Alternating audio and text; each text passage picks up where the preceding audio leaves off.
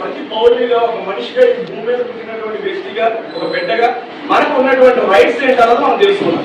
whenever we know the right, we are ready to fight everything to anybody. మనకి ఎప్పుడైతే మన హక్కు తెలుస్తుందో, మన హక్కు తెలిసినప్పుడు మనం ఫైట్ చేయగలుగుతాం. బీయింగ్ an advocate, మనం ఏం చేస్తున్నాం? ఒక క్లెయిమ్ ఫైల్ చేస్తాం, మనం ఒక డిపెండెంట్ సైడ్ ఒక రిటన్ స్టేట్మెంట్ ఫైల్ చేస్తాం. డిపెండెంట్ సైడ్ ఉన్నటువంటి హక్కులు మనకు తెలిసినప్పుడు, రైట్స్ తెలిసినప్పుడే కదా మనం రిటన్ స్టేట్మెంట్ రాయగలుగుతాం. ఒక క్లెయిమ్ ఫైల్ చేసినటువంటి ప్లెయింటిఫ్ అడ్వకేట్ ఏం చేస్తున్నారు? ప్లెయింటిఫ్ ఉన్నటువంటి రైట్స్ తెలిసినప్పుడు ఆయన ఆ యొక్క ప్లెయింట్ ని డ్రాప్ చేయగలుగుతారు. సో మనకు అసలు ఫైట్ చేసే ఆయుధం ఆయన ఇచ్చారు. మనం ఎప్పుడు కూడా ఎడ్యుకేట్ కావాలి, రాజ్యాంగం మీద ఎడ్యుకేట్ కావాలి, కాన్స్టిట్యూషన్ మీద ఎడ్యుకేట్ కావాలి. ఆయన ఎట్టి పరిస్థితుల్లో ఆయన మరణించిన వ్యక్తి కాదు, జీవిస్తున్న వ్యక్తి. యాజ్ ఏ కాన్స్టిట్యూషన్, ఒక రాజ్యాంగంగా ఆయన మన ముందు జీవిస్తున్నాం. మనం ఆయన జయంతిని చేసుకుంటాం, వర్ధంతిని చేసుకుంటాం. ఫిలాసఫీని మనం స్టడీ చేయడం లేదు, ఆ ఫిలాసఫీని మనం ముందుకు తీసుకెళ్లేటటువంటి ప్రయత్నం చేయడం లేదు. మనం ఈ జయంతి జరుపుకున్నాం, వర్ధం చేసుకున్నాం, తర్వాత కులమతాలుగా విడిపోతున్నాం, మతపరంగా విడిపోతాం, కులమతాలుగా విడిపోతాం, రకరకాలుగా విడిపోతాం. అసలు రాజ్యాంగం ప్రొటెక్ట్, ఏదైతే కాన్స్టిట్యూషన్ ప్రొటెక్ట్ చేయాల్సినటువంటి వ్యక్తులే పబ్లిక్ బిల్ ని అణిచివేస్తారు. ఈ రీసెంట్ గా మనం చూసిన తమిళనాడులో గవర్నర్ గారికి ఒక కొన్ని బిల్స్ పంపినప్పుడు ఆయన దగ్గర పెట్టుకున్నారు. దాన్ని ఆయన అనుమతించడం ఆయన దగ్గర పెట్టుకున్నారు. సుప్రీంకోర్టు ఏం చెప్పింది? పబ్లిక్ బిల్, ప్రజాప్రభుత్వంచే వారు తయారు చేసినటువంటి బిల్స్ మీరు ఇమీడియట్ గా యాక్సెప్ట్ చేయాలి. బిల్ 30 days, అదర్వైజ్ అది యాక్ట్ కింద మారిపోతుంది. వారు ఇచ్చినప్పుడు అప్పుడు అది ఇదైపోయింది, డెసిట్ అయిపోయింది. క్యాష్ అడుగుతున్నారని.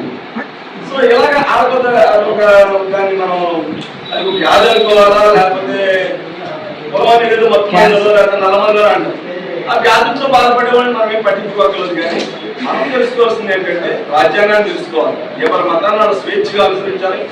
ఏ మతం చెప్పినా రాజ్యాంగాన్ని విరుద్ధంగా చెప్తారు, అది కూడా మనం తెలుసుకోవాలి.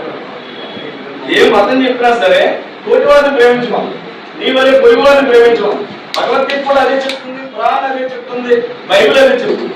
కానీ మనం కాన్స్టిట్యూషన్ డే రోజు కాన్స్టిట్యూషన్ డే గురించి మాట్లాడుకున్నాం, అంబేద్కర్ జయంతి రోజు అంబేద్కర్ జయంతి గురించి మాట్లాడుతున్నాం, వర్ధంతి రోజు ఆ మహానుభావుడు చనిపోయినందుకు బాధపడుతున్నాం.